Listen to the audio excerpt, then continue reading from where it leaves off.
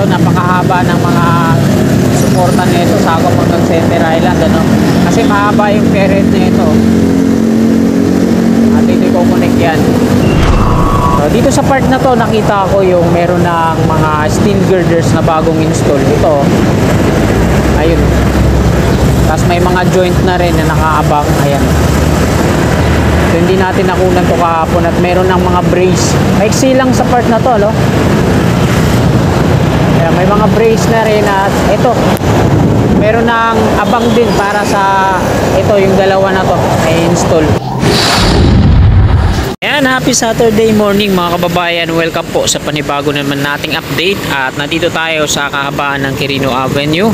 Mag-update po tayo dito sa off-ramp patungong Top Rojas Boulevard at on-ramp to South along Osmeña. So marami-rami na yung mga steel girders nandun sa baba. At may panibagong dalawang steel girders silang na-install sa ibang span naman, makbang, no? So ayan po yung update natin ngayong umaga. Araw po ngayon ng Sabado, ika 31 na po ng Mayo. Katapusan po ngayon ng Mayo mga kababayan, ha? At ito, time check tayo. Alas 6:53 na po ng umaga. Umaga pa.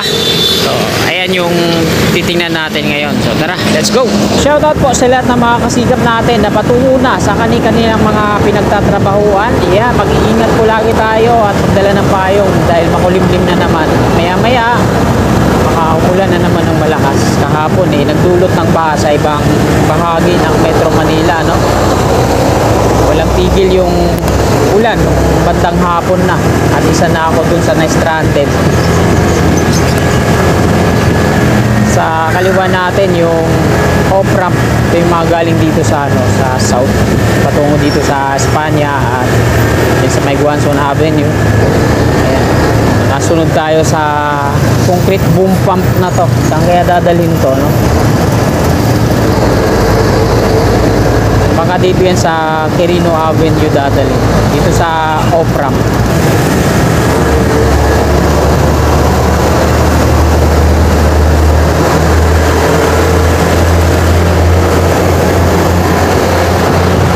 Ito yung pakanan patungong Pedro Hill po yan. Dito po dumadaan yung mga pampasadang jeepney, mga modern jeepney, tapos yung mga luma. Yan, patungo yan doon sa Paco Market din. Plaza Azul dito sa ating kaliwa. Ito na yung status ngayon dito. So, wala pa siyang senyales sa construction para sa rehab dito, no? Dami ng mga nakapark.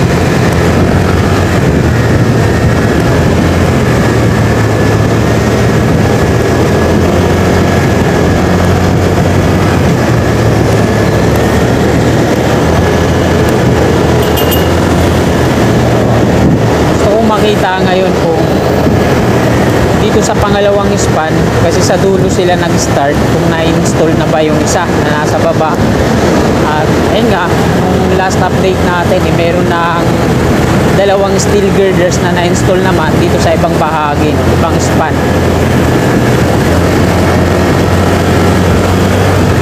Dito na tayo sa Nagtahan Interchange.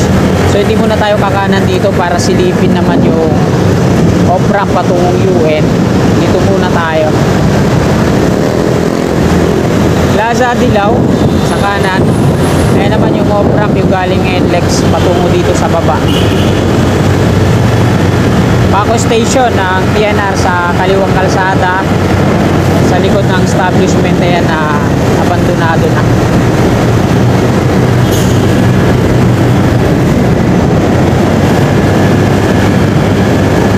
Pedro Hill Street.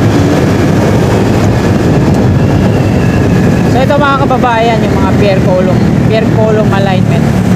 Marami pala columns. Ito, lahat na yan may mga support na dito sa baba sa paggawa nila na platform para sa pagbuo ng pierhead. Ito, meron ng mga aluma beam sa taas. Kasi yun yung nasa unahan, yung formado na, no? Nilalagyan na nila ng mga pinolik board yung pangsahig.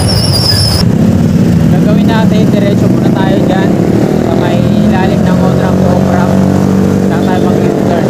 So napakahaba ng mga suporta nito, sakop hanggang Center Island, ano? Kasi mahaba yung perhead nito. At ito i-connect yan.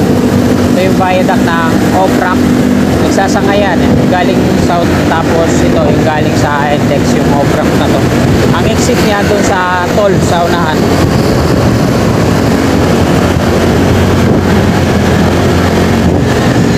So dito na po tayo mag-U-turn.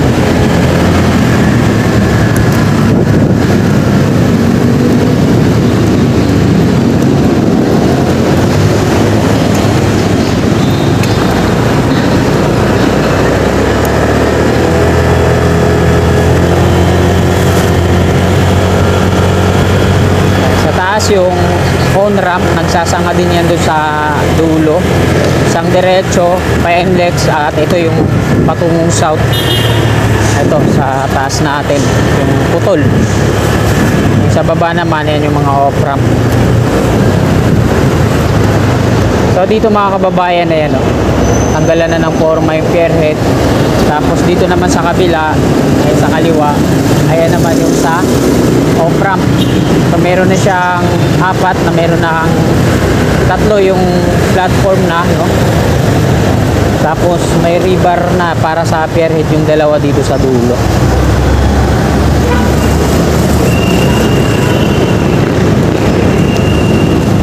Dito sa part na to, nakita ko yung meron ng mga steel girders na bagong install. Ito, ayun.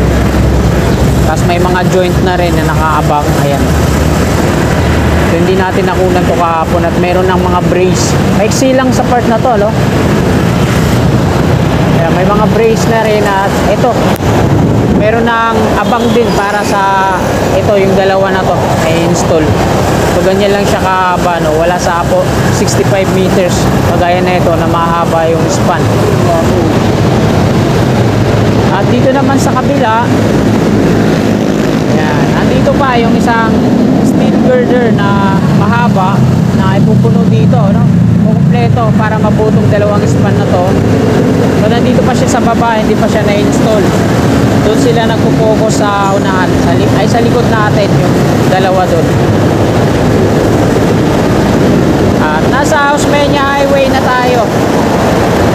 Dito naman sa pag-asphalto nila, hanggang diyan pa lang lagpas sa may San Andres Street stoplight.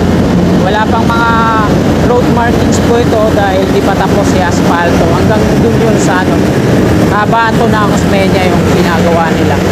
Ay pakita ko sa inyo at doon tayo mag-end ng vlog sa may ano, sa may Buendia. Napaka-smooth ng biyahe pag lahat asphaltado na, no? So hanggang dito pa lang nadagdagan na siya.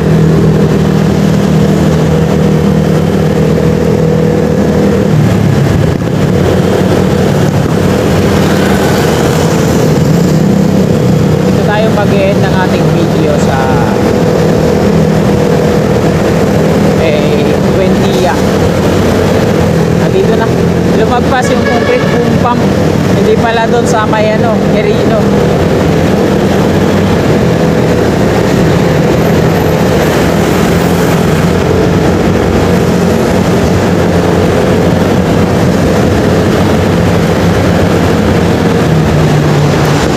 Medyo maaliwalas ngayon na Osmeña.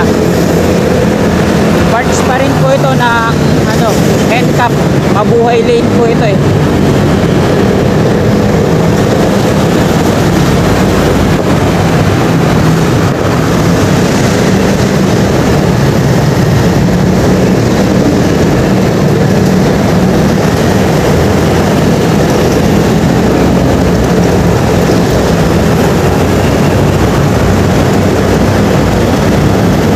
Dapat naman talaga na na-asphalt to dito at baguhin dahil sa sobrang lubak.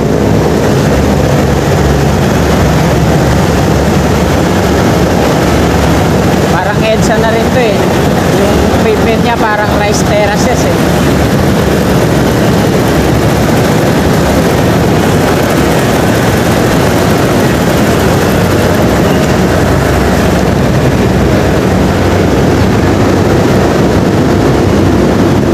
Buendia na po yan dyan sa unahan natin. So sa NCR sa kaliwa, no?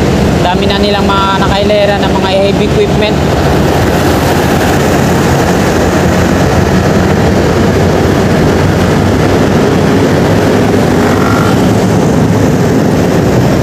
Nandito na tayo, paakyat na tayo sa Buendia flyover. So dito sa may dulo po ito ng Skyway State Street sa Buendia. Ang kabilang dulo naman yan ay doon sa sa may NLEX Footbridge, Balintawak, malapit sa NLEX Toll Plaza. Magkakaroon din dito ng extension patong Ross Boulevard, dito yon diretso, at magkakaroon ng on-ramp, off-ramp yan, kagaya sa Quirino Avenue. So hindi ko naman totally na ipapakita sa inyo, pero ayan na po yung Buendia station ng PNR. Wipe out na, wala na yung mga steel frame, tapos nag-ukay na sila dyan, yun o, sa kaliwa natin. So, may mga araw din na makakapag-update tayo dyan. Antay-antay lang kayo. Ngayon lang kasi nag-aabol ako ng oras.